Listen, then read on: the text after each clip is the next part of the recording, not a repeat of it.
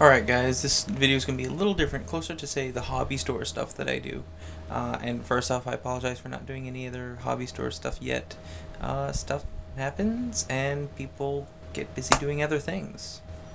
I've been trying to keep up with at least doing videos of, me playing through games, occasional rants. I do have a rant I've been wanting to do for a while, which hopefully I'll get to.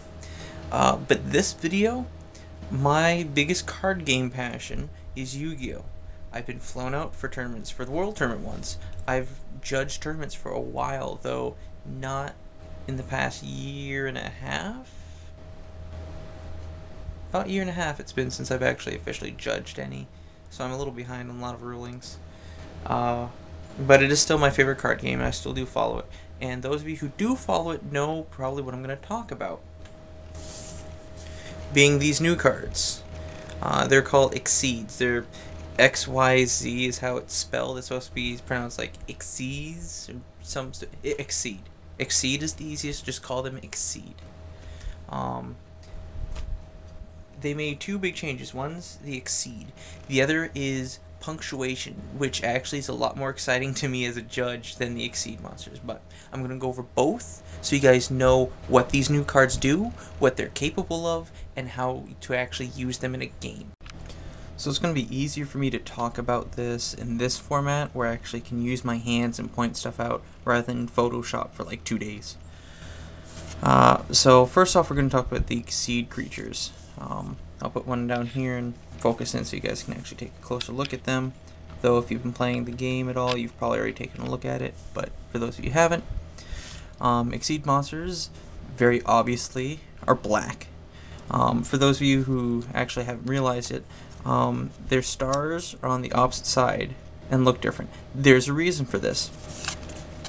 Exceed monsters, and I'll just go by the the span of there's a name, effect, blah blah blah. This is considered rank. Exceed monsters do not have a level at all. So your first question is, what about things that affect level? Say he's in play and your opponent has Gravity Bind. He has a rank, not a level. He is not affected by Gravity Bind. He is not affected by Level Limit Area B. These are not affected by things that affect levels. So you cannot use them for synchro summons. You cannot use them for any of that. The rank is used to determine what you use to special summon him. And yet really everything else on here is your basic bread and butter for effects on for normal creatures. Any exceptions will be in how you special summon him. So he goes in the extra deck along with synchros and fusions. In order to bring him out, I need 2 creatures with the same level as his rank. He is rank 4. So I need 2 face-up creatures of the same rank. So similar to Synchro. You don't need tuners, there's no specific type of creatures. It's just 2 face-up level 4 creatures. When I have those available to me, I special summon the Exceed monster, putting both of the monsters I'm using for it underneath. They are now material monsters. What that means is monsters that have effects that are Exceed monsters, or spells or traps that use Exceed monsters, usually require you to check the material monsters or to sacrifice the material monsters underneath. So if we take a look again at Utopia, this creature, and let's take a look at his effect. His effect reads, when any player's monster declares an attack, you can detach 1 Exceed material from under this card. Negate the attack. When this card is targeted for an attack, while it has no Exceed materials, destroy this card. So that's where the materials come into use. So detach basically means you take one of the creatures underneath and you send it to the graveyard. That's how it's termed, is sending to the graveyard. So before you ask, yes, if I had a Dandelion under an Exceed monster and I sent it to the graveyard, its effect would activate because it's being sent to the graveyard. It's not being destroyed, it's not being sacrificed, it's being sent to the graveyard. Make sure you clarify that. So anything that affects being sent to the graveyard, material monsters will activate their effects. To my knowledge, this has yet to be corrected. And they're destroyed like normal creatures would be. If they're special summoned, I've yet to read any ruling saying they cannot be special summoned, as long as they've been special summoned normally the first time. Same with synchros. But where they would be special summoned and when they would come out with no material monsters underneath it, they would be much less of a threat as when they are initially special summoned. If an Exceed monster is destroyed with the materials underneath it, he is destroyed, and the material monsters are then sent to the graveyard, much like if they were being detached. The other big change in this set is punctuation. And I will tell you, having been a judge for so long, I sort of geek-gasmed when I realized how they changed the terminology and punctuation in the cards to make them so much easier. It really is so much easier to judge now. It really is. And some of you don't realize it yet because you haven't actually looked at, especially the reprints of some cards, and realize the difference. I'm going to point it out to you now. First off, let's look at something that hasn't really changed, which is, say, a constant effect. So I'm going to use the zoom. Zoom. Let's see if you guys can see that. Zoom. Okay. Here. Can you get any closer, camera? Not really, huh? Okay. This card is level 4, while in face-up defense position. Constant effect, right? It just is. That's no different.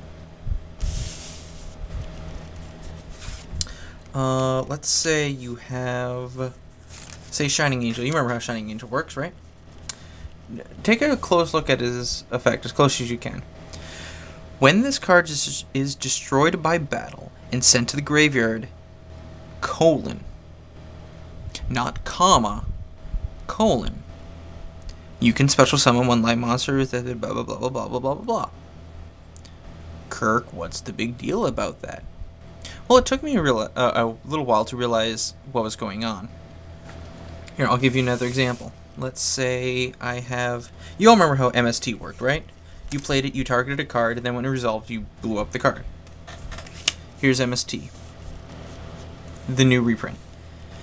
Target one spell trap card on the field, semicolon, destroy the card. Or destroy the target. Those of you who are veterans have probably deciphered what's going on. I'll give you another hint. Let's say Marauding Captain. Your opponent cannot target one face-up warrior monster for attacks except this one, period. That is a constant ability. That is always going to be there. When this card is normal summoned, colon, you can special summon one level 4 or lower monster from your hand. I'll give you guys one more, then I'll explain what's going on. Blustering Winds. Target one face-up monster you control, semicolon. It gains 1,000 attack and defense till your next standby. What they did was,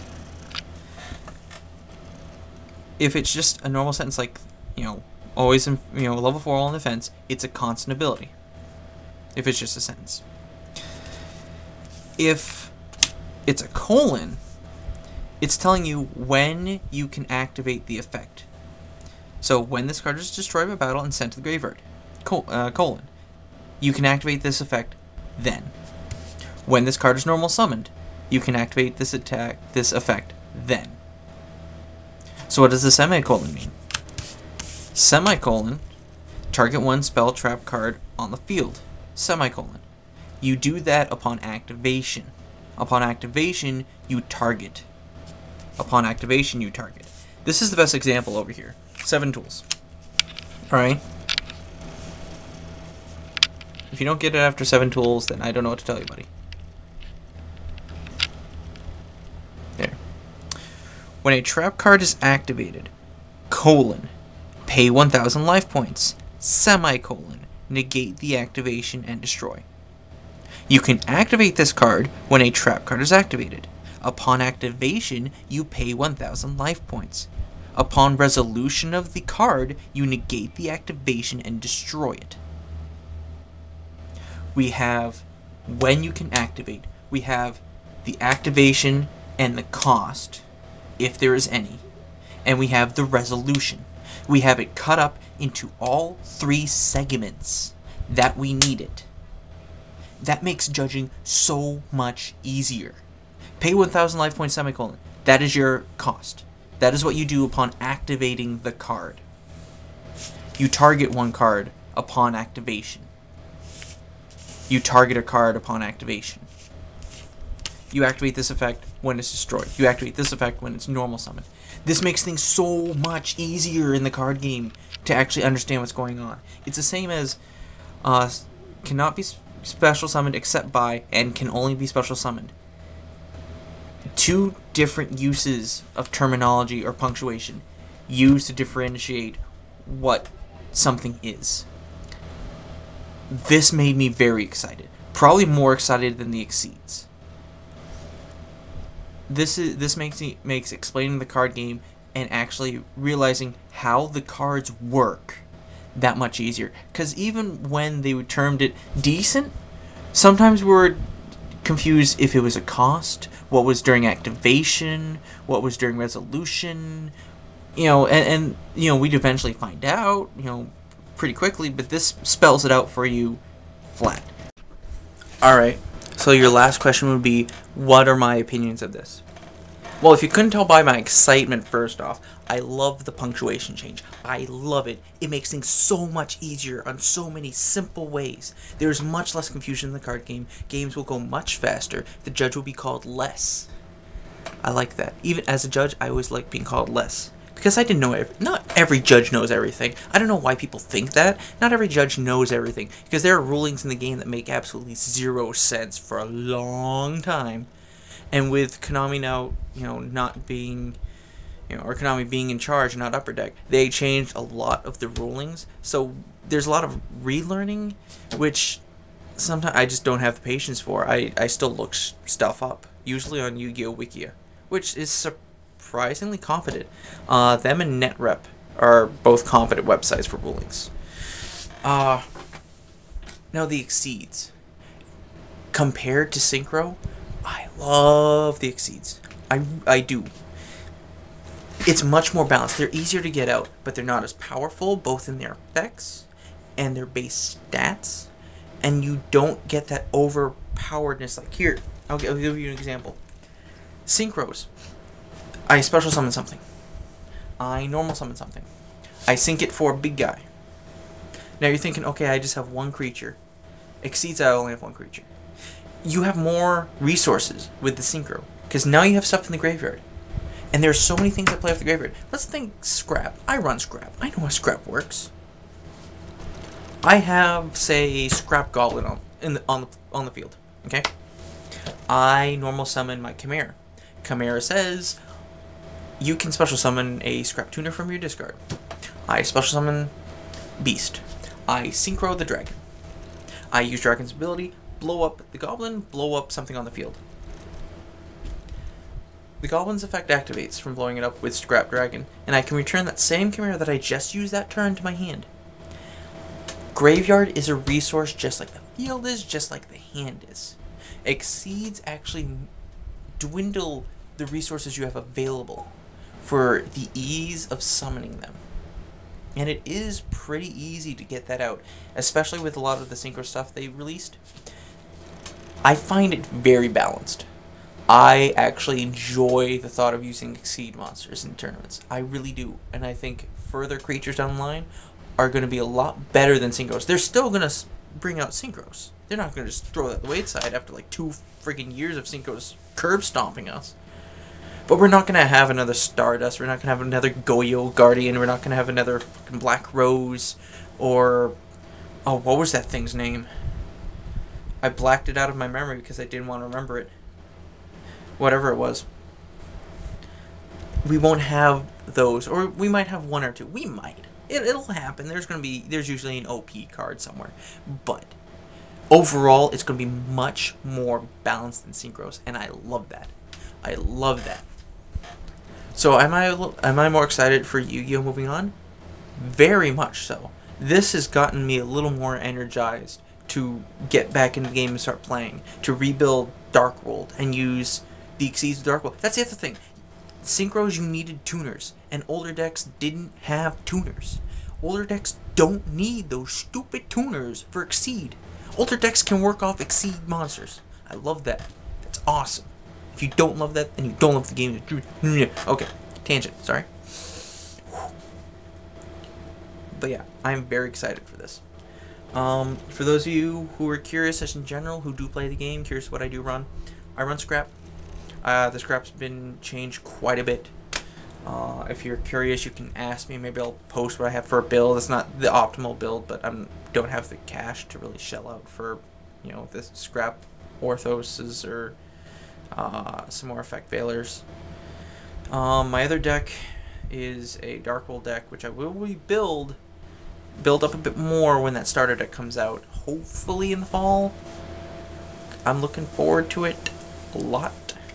That should be cool. But that's what I wanted to say. If you had any more questions about Yu-Gi-Oh! In general, the Exceeds, the new terminology, feel free to ask me. I will talk to you about Yu-Gi-Oh! Till your face is blue. Until then, I'm probably going to play some more Disgaea.